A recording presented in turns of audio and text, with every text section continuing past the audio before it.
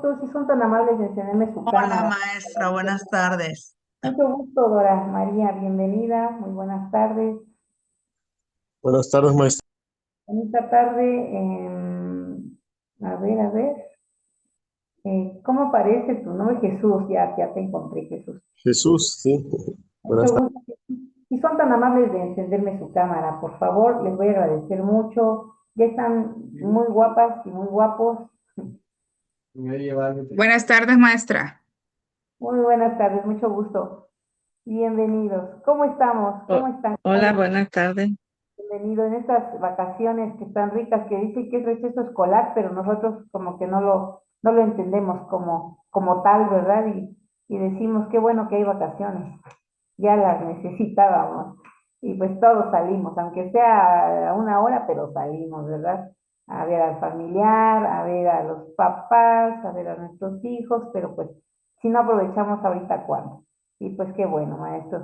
Y qué bueno, maestras, que están pendientes también, porque he visto que hay bastante actividad en plataforma, veo que ya revisaron bastante las actividades, que están subiendo sus tareas, que están comentando en los foros, entonces eso es bueno. Yo procuro ir revisando la plataforma constantemente, no diario, pero sí cotidianamente, para dejarles ahí las notas correspondientes. Si hay algo que corregir, se los hago saber. Por eso es importante que revisen la plataforma una vez que ya hayan subido sus actividades, vayan revisándolas. Si hay algo que corregir, ya saben que lo podemos subir. Ajá. En tanto estemos en los tiempos de la materia, podemos hacer las correcciones necesarias. ¿De acuerdo? Muy bien. Sí, La maestra. materia, bienvenido, Candelario, Montserrat. Aquí me dice Donita, Bere, Cari, Jesús. Les pedía de favor si me pueden encender su cámara, los que estén en posibilidades, les voy a agradecer mucho. Creo que si nos ponemos todos en el lugar del docente, siempre nos gusta, ¿verdad? No te preocupes, Candelario, ya vimos todo lo que hay atrás, no te preocupes. Se ríe el maestro. Ya lo vimos todos, ya ni lo quites. Pues es un gusto volver a coincidir con ustedes. A varios ya les di clases en una asignatura, a otros creo que es primera vez que los veo, o a lo mejor no me encendieron su cámara anteriormente y no tuve la oportunidad de conocerlos en persona. Y bueno, si se les corta mucho el audio, creo que es por su internet. ¿Sí me escuchan bien los demás compañeros? Sí, ¿verdad? Yo igualmente los escucho bien. Entonces, pues bienvenido sea. Eh, ¿Cómo se llama nuestra materia, maestros, maestras? ¿Qué materia estamos Modelo desarrollando? y estrategias didácticas. Es correcto, modelo y estrategias didácticas. Voy a compartirles pantalla. Yo sé que comúnmente ya ven que a mí me gusta mucho comenzar mi clase virtual una semana antes para que ustedes tengan toda la información y ya no tengan dudas, ¿verdad? Pero pues no fue posible en esta ocasión, sin embargo, lo más pronto posible nos vamos a poner al día por si hay alguna duda, si hay algún comentario, algo que no quede claro, pues lo resolvemos. Y ya varios tuvieron sus tareas. En cuanto yo tenga el tiempo voy a revisar para que con tiempo también las corrija. La primera actividad, eh, vamos a plasmar en un tríptico los temas y subtemas de la primera unidad, ¿sí? Y se les pide que sea información clara, que sea suficiente, que sea precisa, que no se divague mucho al plasmar las ideas, y les pongo un paréntesis ahí, que pueden hacer uso de las páginas necesarias para desarrollar los temas. A veces nuestra mente se cuadra, un tríptico así es una hoja, divido en tres y listo, ya terminé. Y es muy curioso porque en una cara me ponen el logo de la universidad, en la otra la bibliografía y en la otra sus datos generales, y ya llenaron esa cara, ¿no? Y a la vuelta está el tríptico y con una información demasiado escueta, deficiente. Entonces yo ahí les estoy, a varios ya les puse que es información deficiente y que deben enriquecer el contenido, porque la verdad, aunque es una unidad únicamente, hay mucho que hablar acerca del tema. Cuando hablamos de fundamentos conceptuales y aproximación conceptual, ¿a qué se refiere, maestros? O lo tienen claro? Yo, maestra, ¿Sí? Dígame. lo que pasa, cuando usted nos compartió el temario, yo estuve leyendo y cuando se habla de fundamentos conceptuales, nos, nos está explicando el primer artículo, por ejemplo, lo leía el otro día, y nos habla de que el concepto de qué son las estrategias de aprendizaje. Ujú, ¿Sí? Entonces ahí nos va mencionando diferentes autores que cada uno va mencionando desde su propia perspectiva qué cosas son las estrategias de aprendizaje. ujú, Me llama la atención porque en algunos casos, algunos los dice, lo refieren a ciertas conductas que el alumno o en este caso, el participante de una clase es el que va a mover esa conducta y esos pensamientos para que se dé el aprendizaje propio y en trabajo colaborativo con los demás. Pero también hay otros autores que te mencionan que son aquellas pautas, refiriéndose al docente, son las pausas que el docente va a seguir en una secuencia didáctica para promover y propiciar el proceso de enseñanza, pero también el de aprendizaje. Y nos menciona otro autor, porque tienen nombres medio raros, pero lo menciona, que hay tres tipos de estrategias de aprendizaje, porque hay de aprendizaje y hay de enseñanza. ujú.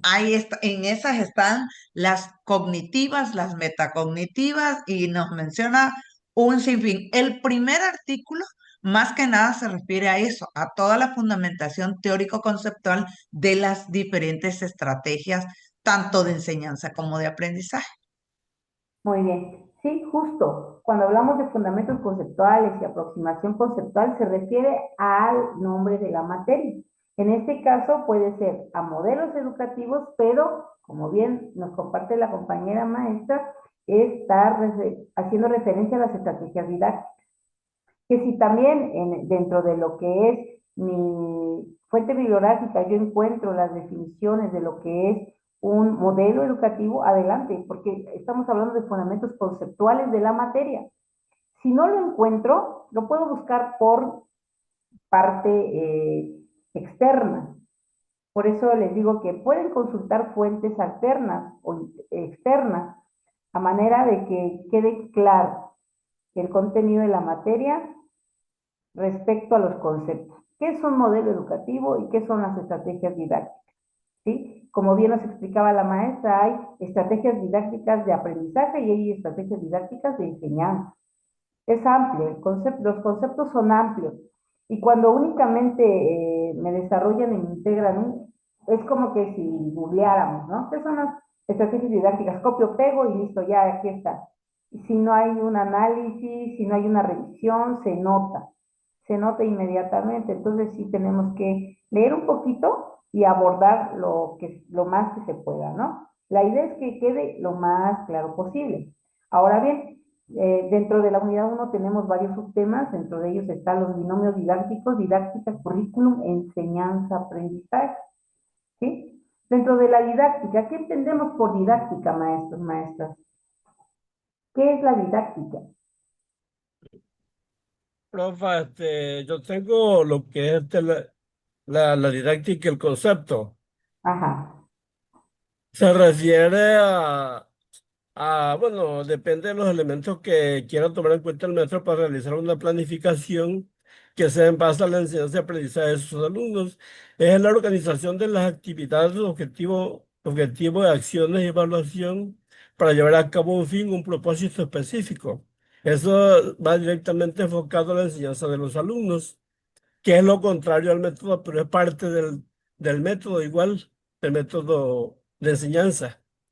Ujú. Ahora, maestro Candelario, explíqueme para usted qué es la didáctica. Ya, con lo que nos leyó, que son los conceptos, para usted, ¿qué es la didáctica? No lo leí, profe, te lo estoy diciendo de lo que yo Ah, conozco. ok.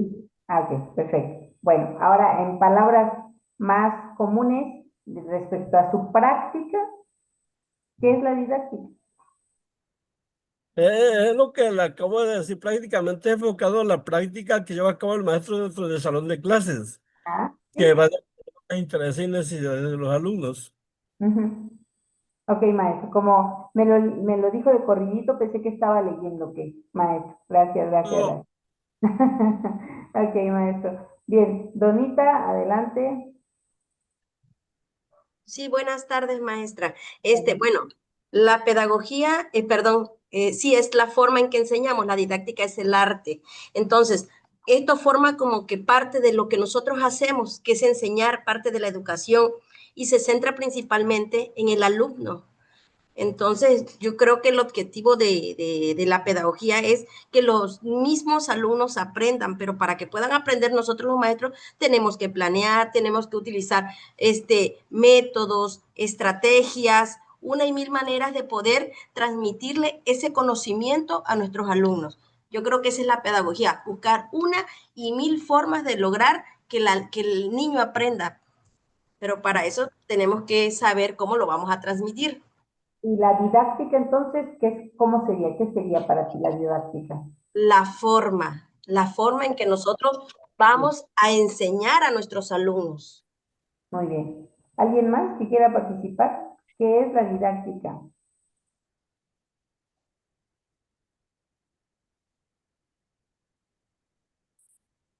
¿No? Muy bien. La didáctica, como bien decía Donita, es el arte de la enseñanza, ¿verdad? Adelante, adelante, maestra, de una manita por ahí.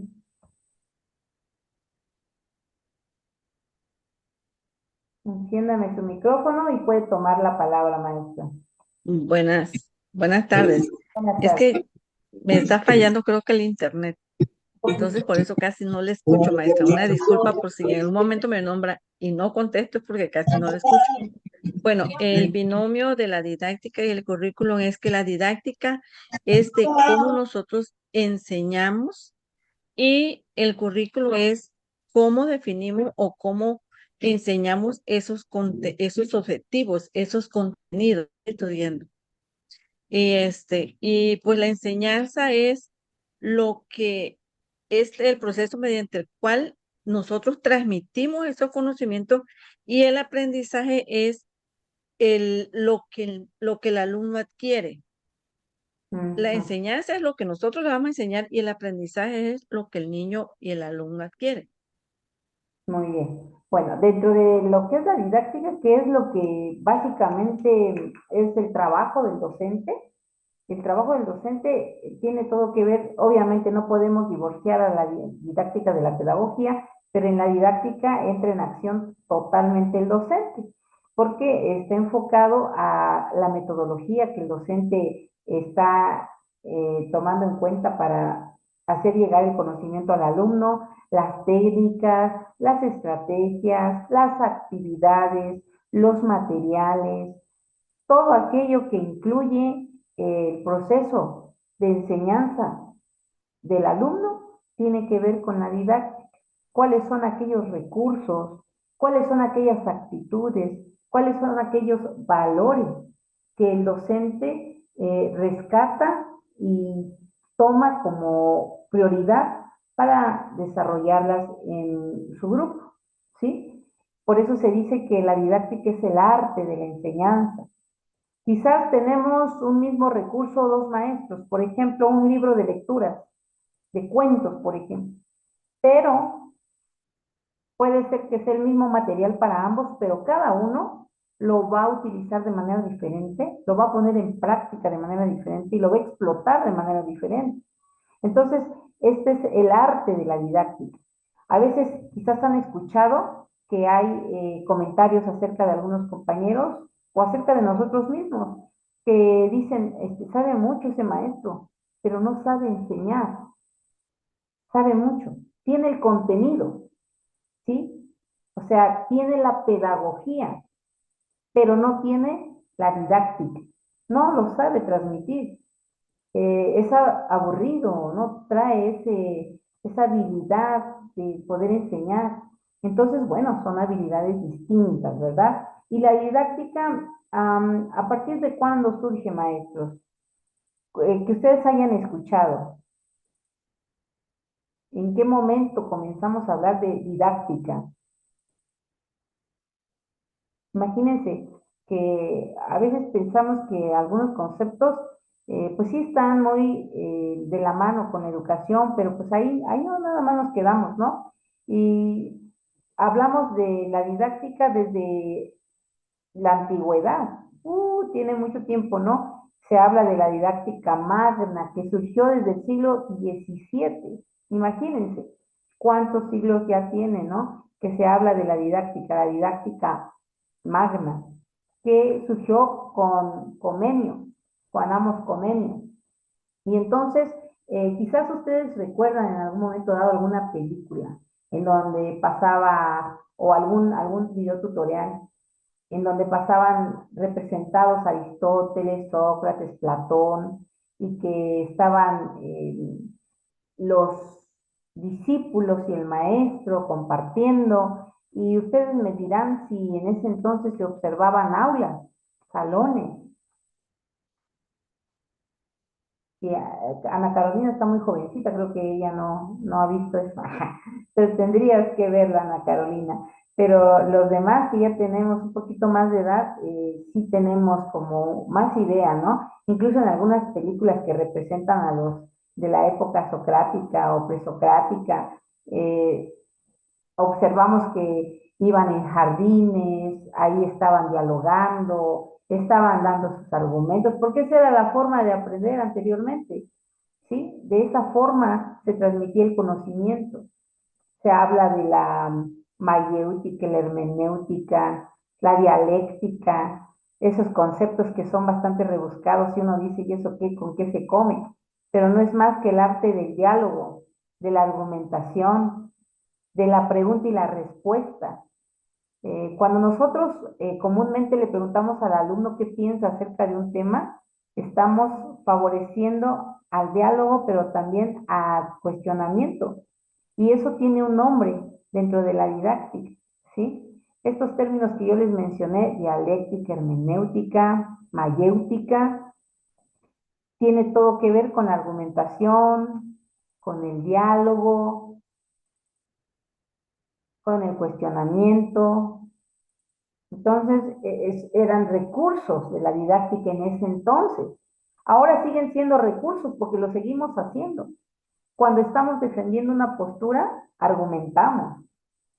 ¿Por qué sí? ¿Por qué no? ¿Por qué estás de acuerdo con el aborto? ¿O por qué no estás de acuerdo con el aborto? ¿Por qué estás de acuerdo con la unión matrimonio? ¿O en unión libre? ¿Por qué? ¿A favor de qué? ¿Cuáles son tus argumentos? Entonces son conceptos que sí nos invitan a la revisión y a que nosotros podamos tener más elementos para utilizar en nuestras clases de manera consciente, ¿sí? Ahorita si son tan amables, ahí en su teléfono y aquí en el chat, en la parte de abajo, ahorita que concluyamos, no, aquí en el chat, ustedes pueden trabajar aquí en el chat, mientras vamos a ir revisando, vamos a revisar estos conceptos. Dice aquí Cari, desde Sócrates, Platón, en la Edad Media que se transmitían conocimientos religiosos, la mayéutica de Platón. Muy bien, ya hablamos de mayéutica. Perdón, mayéutica de Sócrates. Ajá, es el dar luz al conocimiento por medio del diálogo. Muy bien. ¿Qué vamos a hacer ahorita? Me van a revisar estos conceptos. Ahí en su Google. Ahora ya es por medio del Google. La mayéutica, hermenéutica,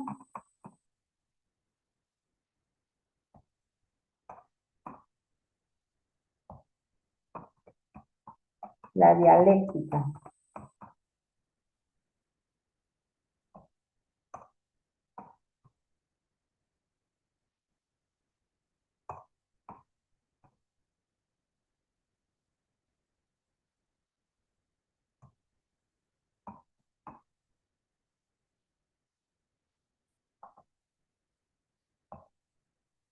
Listo. Ahí lo tienen. Sí, que son los recursos de los tiempos de la edad moderna. Recursos que ahora ponemos en práctica.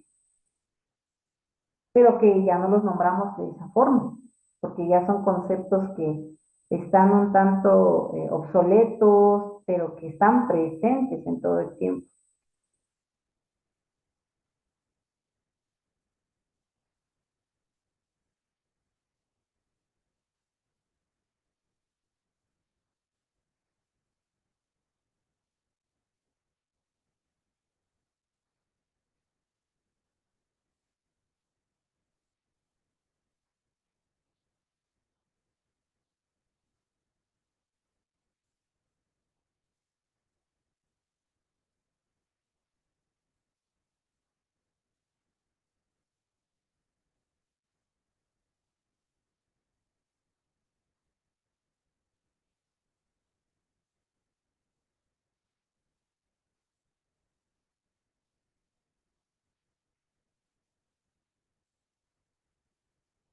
A ver si alguien encontró qué es la mayéutica, ¿a qué se refiere?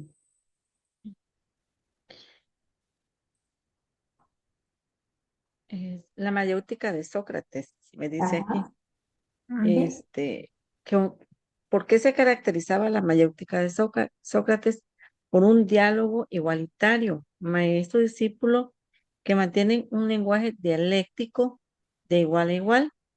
Eran preguntas abiertas. El maestro hacía preguntas claras, directas y, y el razonamiento personal, que el objetivo era que el alumno llegue a la verdad mediante su propio razonamiento.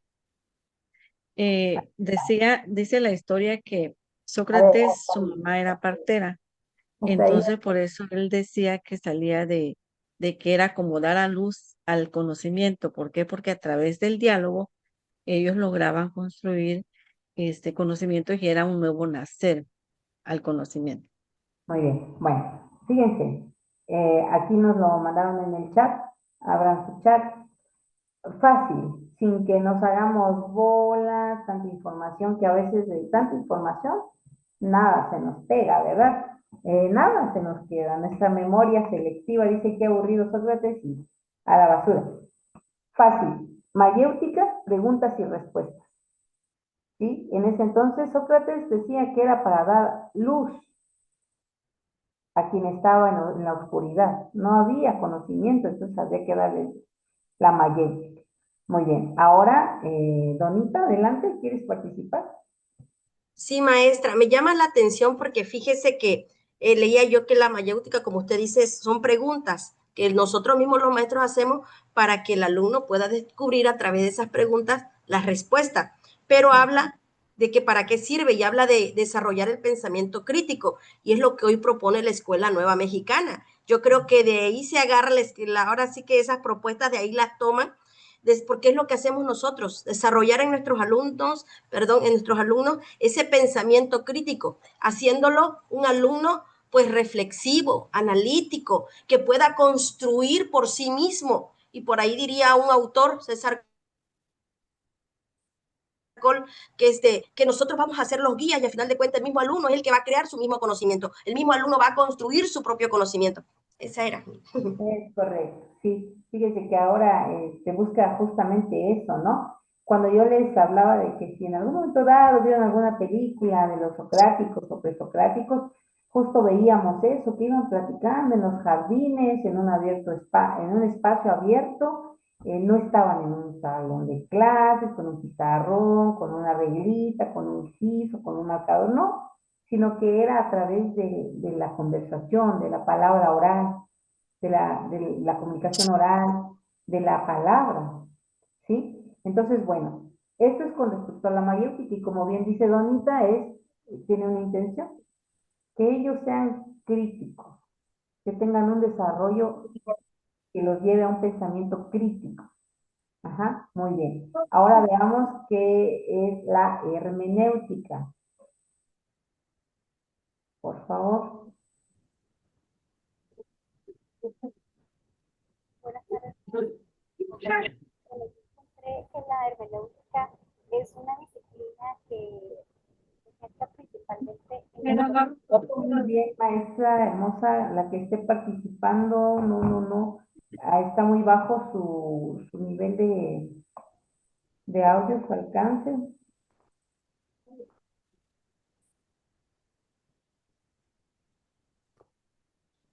Ahí me escuchan.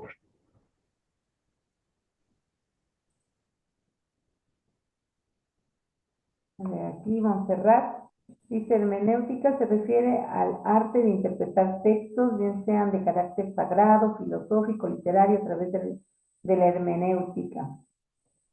Se pretende encontrar el verdadero significado de las palabras tanto escritas como verbales.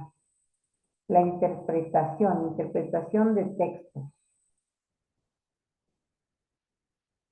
Fíjense aquí, la dialéctica, un método de argumentación y razonamiento que busca alcanzar la verdad a través de la confrontación y síntesis de ideas opuestas. Es el arte de persuadir, debatir y razonar ideas diferentes. Fíjense que la dialéctica fue usada y sigue siendo usada por los políticos.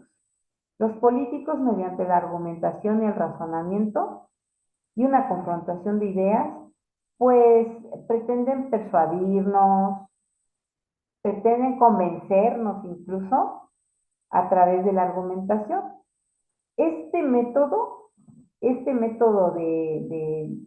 este recurso didáctico es muy empleado por los abogados. Ahora, con el sistema de juicios orales, los juicios ahora son literalmente, como lo dice, orales, hablados. Entonces ellos tienen que argumentar mucho. Entonces hacen uso de la dialéctica para convencer a los jueces de tal o cual situación ante determinado hecho. Entonces, vamos viendo que estos conceptos todavía son bastante empleados, pero que ya no son muchas veces llamados con ese término. Muy bien, hermenéutica, dice Evelyn, es el arte de interpretación de textos. Ajá, el mismo concepto del anterior. Es una herramienta para descifrar y dar sentido a la información. Interpretación de textos y fenómenos. Muy bien, gracias, compañeros maestros que nos compartieron. Ahora nos vamos con la dialéctica, por favor.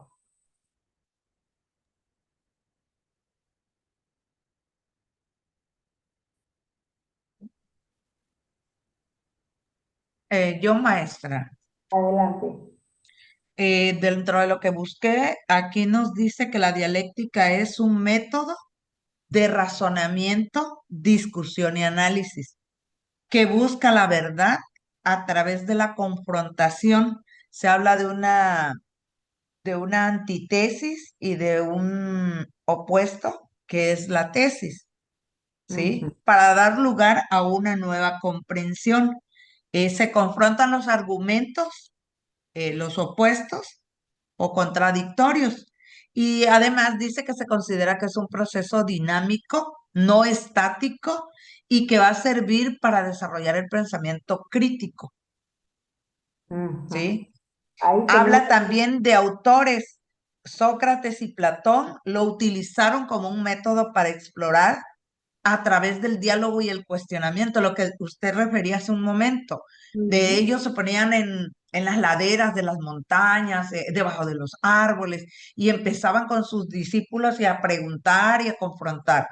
Luego viene Hegel, que la considera un motor de desarrollo histórico y la forma en que el espíritu humano evoluciona. ¿Por qué razón? Porque tu pensamiento, tu raciocinio te va a ir haciendo que tú vayas pensando, haciendo ese análisis, esa síntesis y vayas reflexionando sobre tu realidad, ¿no? Y que en algún momento dado, lo que yo pienso de una situación o un problema lo pueda yo revertir o cambiar de opinión. Y por último está Marx, aplica la dialéctica a la historia y a la sociedad, viéndola como un cambio social y resultado de una lucha de clases. Entonces, nosotros ya habíamos visto algo de estos autores y no están tan alejados de lo que hoy efectivamente con otros nombres, con otra terminología, pero que nosotros en nuestras aulas en mayor o menor medida estamos trabajando con el alumnado, porque tratamos de promover en este trabajo nuevo por proyectos, toda la filosofía que enmarca la Escuela Nueva Mexicana y aparte lo que nos marca el plan y programa de estudio, nos lleva mucho a eso, a confrontar, a debatir, a ser opuestos, pero que nos lleven a una reflexión crítica de un problema. En este caso es de un problema social que hay en el contexto donde el alumno se desenvuelve.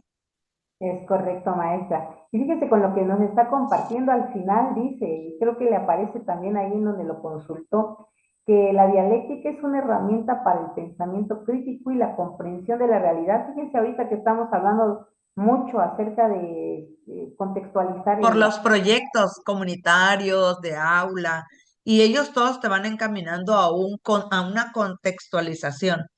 Esa es la famosa, ahorita va a venir en los consejos técnicos, la famosa lectura de la realidad. O sea, a partir de qué situaciones o problemas se están enfrentando nuestros niños en el entorno donde viven. Así es. Y justo estos conceptos nos sirven para tener en cuenta el por qué es importante el empleo del recurso oral, de la comunicación oral. Fíjense, ustedes cumplen con su materia entregando sus tareas y sus foros. Y hasta ahí qué bueno, ¿verdad? Y hay trabajos bastante bien elaborados, que son extraordinarios y que uno dice, pues quisiera ponerle 11, pero no se puede, ¿verdad?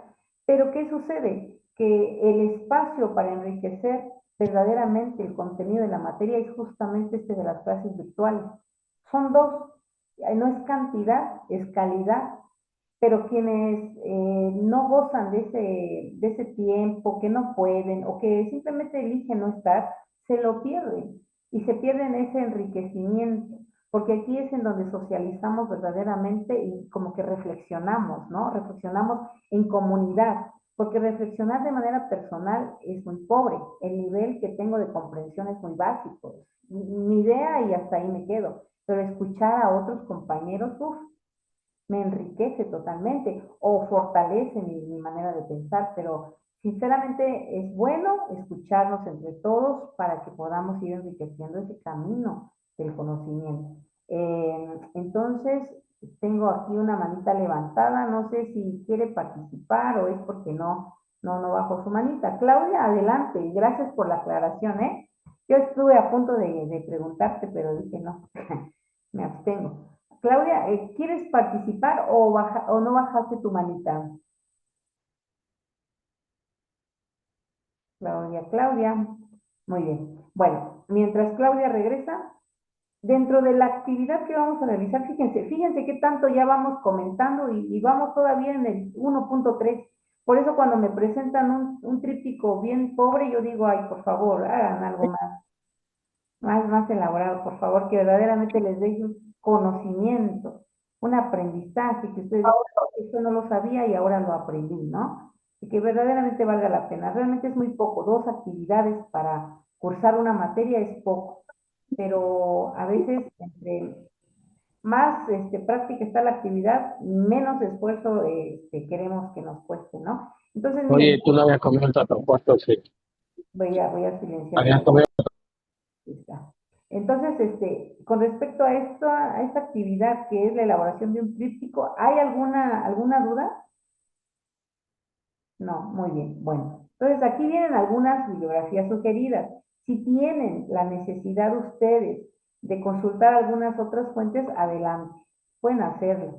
Lo integran al final, si hay espacio, y sí debe de haber espacio porque ya les di opción de que ocupen más de una hoja, las necesarias. Ajá. Y dentro de los temas también vamos a ir distinguiendo algunas características del currículo. Ahora nos damos cuenta que con la nueva escuela mexicana hay conceptos que fueron introducidos, que quizás en algún otro momento ya los trabajamos, pero con otro concepto. Ahora nos damos cuenta que para que nosotros dejemos plasmado un proyecto educativo necesitamos integrar todos los elementos. ¿Sí? Elementos como lo son principalmente los objetivos, los campos formativos, los ejes articuladores, la fase, si son disciplinas, a qué disciplinas voy a hacer énfasis, cuáles son mis recursos, cuáles son los PDA, ¿sí? Entre otros elementos, hasta concluir con la evaluación. La evaluación, que es importante tener en cuenta que ahora es una evaluación continua y formativa.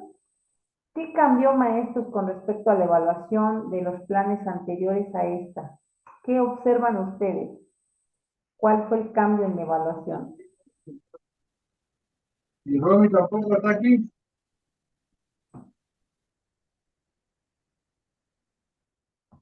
¿Hubo algún cambio o continuamos Bueno, igual? Sí, profa. A ver, Adelante. buenas eh, tardes. Bueno, a ver, el maestro o yo. A ver, eh, maestro Candelario y luego la maestra. Bueno, lo sí. que pasa es que yo soy educadora, entonces en preescolar la evaluación siempre ha sido cualitativa, no cuantitativa. Ha sido con esa visión formativa, o sea, realmente para nosotros como que no hay o sea, no hay un cambio tan grande porque nosotros describimos los aprendizajes que el niño obtuvo y el proceso que lo llevó para obtenerlo. Entonces, para nosotros no ha sido difícil en ese aspecto, porque siempre en preescolar se evalúan habilidades, destreza, sí conocimientos, pero más se evalúa cómo el niño llegó a obtener ese conocimiento. Claro está que para los maestros de primaria, de secundaria, que era cuantitativa su evaluación, ahora ellos tienen que no fijarse, el fin no es el número, el fin es el proceso, cómo ellos han llevado al niño a que obtenga ese conocimiento. Siento que ahí es donde ha estado un poquito también más difícil para los compañeros porque no estaban acostumbrados a ese tipo de evaluación. Ellos asignaban un número y con el número ya obtenían una calificación aprobatoria o reprobatoria. Ahorita no, ahorita ya hay que ser más descriptivos. Y como les digo, se enfoca más en lo que es el proceso, cómo el alumno adquiere el conocimiento. Gracias, maestra Cari, muy amable. Ahora sí, maestro, adelante, Candelario. Hasta donde yo tengo entendido, la evaluación lleva tres procesos, ¿no? La diagnóstica, que es la inicial, luego, como decía la maestra, la que es progresiva es procedimental, y al final viene la evaluación final, pero dentro de la evaluación en sí, para que tenga sentido y tenga productividad en el alumno, sí es cierto que es formativa, pero ese proceso formativo, ¿cómo lo está manejando el maestro? ¿Cómo lo debe de manejar? A través de las herramientas que le dan los alumnos, también las debe de manejar en eso. Pero más allá de ser formativa, también va de acuerdo a lo que el alumno va aprendiendo y va conociendo. Por otro lado, ahora lo más novedoso que he visto hasta ahorita es que también se refiere a la retroalimentación. La evaluación sin retroalimentación no tiene sentido. ¿Por qué digo que no tiene sentido? Porque pues el alumno cuando no conoce, perdón, la enseñanza deja vacíos en el alumno y el alumno no concreta los contenidos que debe de ver en un grado o una fase, ¿no? Una fase. Vamos a hablar del grado, ¿no? Que es por periodos. Perdón, por trimestre. Si el alumno concreta los contenidos, siempre va a tener deficiencia. A menudo se ha sabido que los alumnos cuando van a la secundaria no dominan todas las habilidades matemáticas. En español están muy por debajo de la media, a nivel nacional y a nivel estatal y a nivel, tal vez hasta a nivel escuela. Eso es lo que nos debe preocupar a nosotros, cómo estamos manejando la evaluación. ¿Para qué estamos evaluando si de todas maneras es para el alumno? No nada más para colocarle un número y ya no, sino que el alumno de verdad aprenda, eso es lo más fundamental. Ujú, muy bien, gracias, Candelario. ¿Cuánta razón tienen? Maestra Cari, es correcto. Lo que más está costando es esta parte de la característica cualitativa de la evaluación, que ahora tiene que tener mucho razonamiento, mucha argumentación, muchas observaciones, ¿no? ¿Por qué sí, por qué no alcanzó los objetivos de aprendizaje? Ya no tanto irnos directamente a un examen escrito, ya no tanto irnos directamente a los trabajos en sí, sino que revisemos y tomemos en cuenta cada proceso que el alumno está llevando a cabo y todo lo que esté inmerso en el desarrollo de un proyecto. Y como bien decía el maestro Candelario, una evaluación sin retroalimentación no tiene sentido. Es correcto, la retroalimentación es parte de un proceso educativo importante. De lo contrario, pues el alumno, como nos califican a nosotros en las evaluaciones, ¿no? En las estandarizadas, por ejemplo, el UCICAM, en su momento dado de carrera magisterial, aprobado o no aprobado, pero no te decían cuáles eran tus errores, no había una retroalimentación, no habían esas áreas de oportunidad, no había esa revisión de tus áreas de debilidad, no lo había. Entonces, ni lo hay, ¿no? Porque hasta ahorita no hay una evaluación que te diga, que te informe, bueno, por ejemplo, en la evaluación esta que están presentando los alumnos de inicio, medio y fin de ciclo escolar, que es mediante el programa, a ver si me ayudan a recordar, creo que esto es a nivel nacional. Mejor Edu. Mejor Edu, gracias, ¿eh? La evaluación de Mejor Edu está muy interesante, ¿no? Ver que por áreas se describen cuántos activos buenos, cuántos activos malos, pero ¿por qué? ¿Qué necesita el alumno reforzar? ¿Cuáles son sus zonas de oportunidad, sus áreas de oportunidad?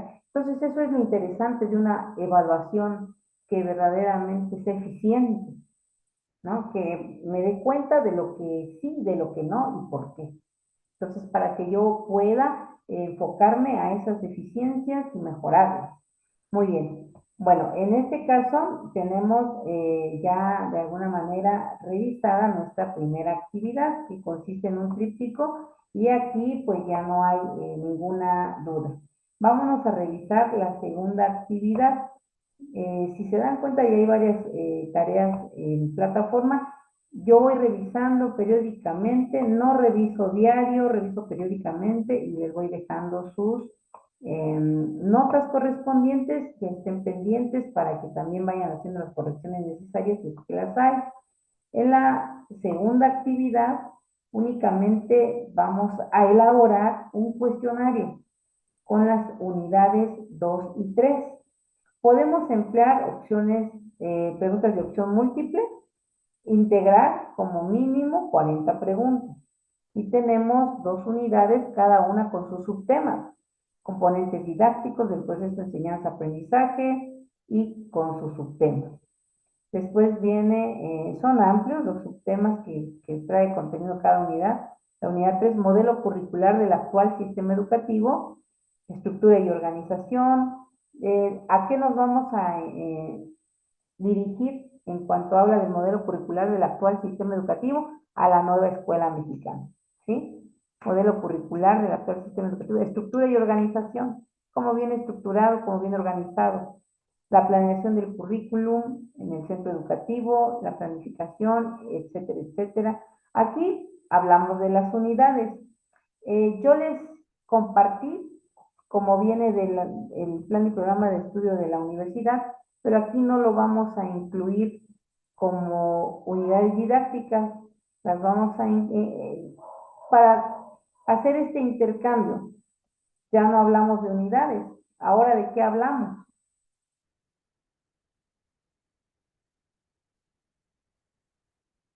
Subtemas. ¿De subtemas hablamos? ¿Qué dicen? Dentro de lo que es la nueva escuela mexicana. Anteriormente hablábamos de las unidades de estudio o unidad didáctica. De esa forma trabajábamos. En la actualidad, ¿cómo trabajamos? Por proyectos. Exacto. Por proyectos. Aquí vamos a hacer esa modificación.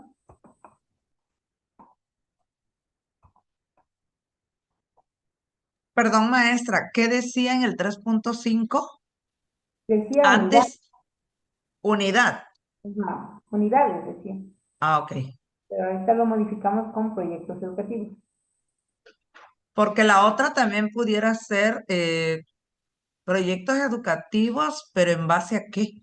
Nosotros trabajamos por campos formativos. Al hablar de modelo curricular del actual Ajá. sistema educativo, hablamos de la nueva escuela mexicana y entonces al hablar de proyectos educativos ya estamos incluyendo todo lo que implica un proyecto educativo. Que hablamos de los proyectos, de los campos formativos, ejes articuladores, las fases, los PDA, todo eso incluye un proyecto educativo. Ujú. Entonces aquí lo que vamos a realizar es un cuestionario, ¿de acuerdo?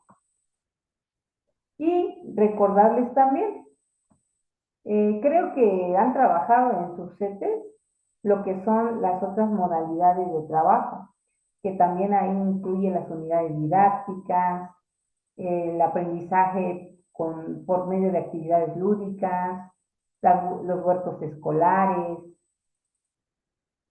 Entonces, todo eso incluye lo que es la nueva escuela mexicana, incluso los proyectos comunitarios, proyectos por servicios, los STEAM, ¿sí?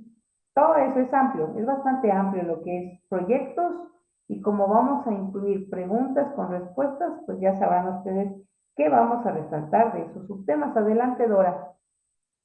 Precisamente quiero hacerle una pregunta.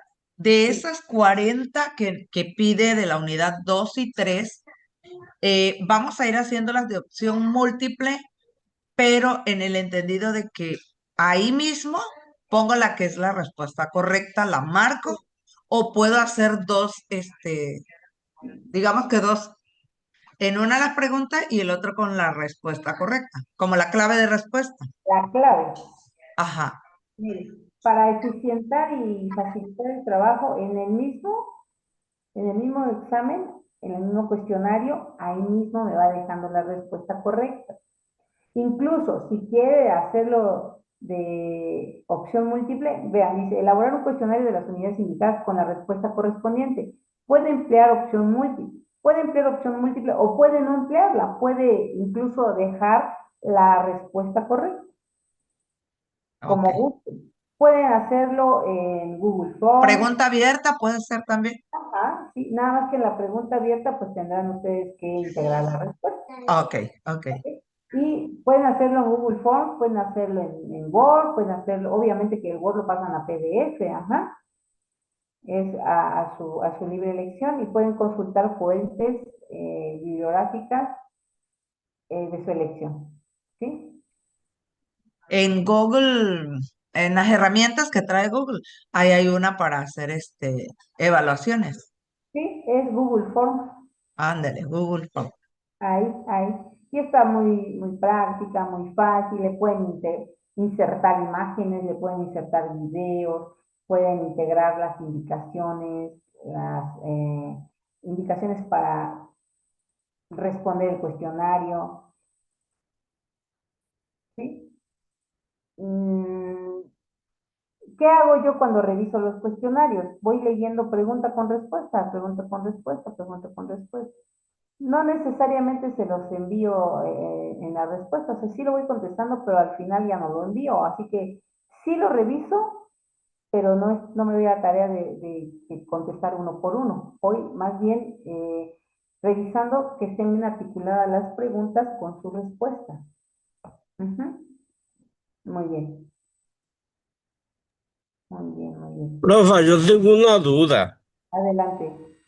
Fíjese que hace rato me quedó la duda cuando nombró las unidades sustituidas por el proyecto. Voy a recapitular lo que es la estructura del plan y programa de estudio actual. Ajá, El plan y programa de estudio está por fase, ¿no? Y cada fase lleva, este, anteriormente empezamos con un programa analítico. Y el programa analítico se desarrolla más al contexto, carácter situacional y todo eso, ¿no? Después de todo eso se tomaron en cuenta las que son las disciplinas dentro de los campos formativos, y dentro de los campos formativos se toman en cuenta lo que son los ejes articuladores. Bueno, yo creo que ahí se refiere a la unidad de los ejes articuladores ya cuando estamos en lo que es la planeación. Bueno, después de los ejes articuladores vienen lo que son los contenidos, perdón, los procesos de desarrollo y aprendizaje y todo y lo demás, ¿no? Luego al final viene lo que es la evaluación y los recursos didácticos y todo eso, ¿no? Esa es la estructura del proyecto basado en el programa analítico. Todo eso lo fuimos haciendo. Pero en realidad ya no son unidades. Yo digo que ya son ejes articuladores, porque de los ejes articuladores es donde vamos a aterrizar lo que ya son las actividades de los contenidos y todo lo demás para realizar nuestro proyecto. Nada más que hasta donde yo tengo entendido, no es por presumir, ¿no? Los proyectos, hay proyectos a largo plazo y proyectos a mediano plazo y mini proyectos. Los mini proyectos son los que ya son en el aula, que son de una semana, de 3 días, 4 días, y así no depende de cómo tome uno los proyectos didácticos. Y eso así es donde yo tengo entendido. Ajá. Bueno, en la nueva escuela mexicana le llamamos proyectos, lo que son proyectos académicos, proyectos de aula y proyectos comunitarios, que es lo mismo. Usted decía, microproyectos son los proyectos parciales, los académicos. Ya ven que en cada proyecto parcial de aula vienen 3 académicos. Entonces, cada microproyecto es un académico. ¿Sí? Entonces, de acuerdo a la duración del tiempo, el proyecto parcial de aula pues dura aproximadamente 2 semanas. Y ya un proyecto que no necesariamente me va a llevar 2 semanas, sino que puede salir del tiempo, el proyecto comunitario. Que únicamente lo que está pasando aquí es ese juego de conceptos.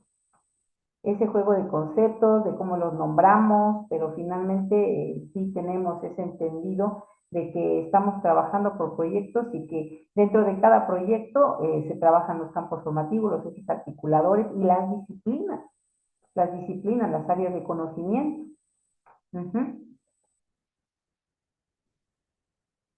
Muy bien.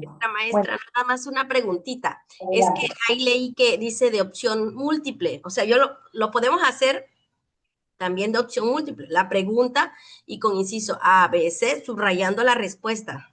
Sí, claro. El cuestionario. Ah, perfecto. Esa era mi pregunta. Muchas gracias. Ok, adelante. ¿Alguna otra duda, maestros, maestras? De todas formas, ya saben que la clase, en cuanto me la envían, se las comparto. Por si alguien tiene alguna duda, vuelve a ver la clase virtual. Y si aún así tenemos dudas, con toda confianza me mandan un mensajito y yo les respondo en cuanto tenga el tiempo, ¿de acuerdo?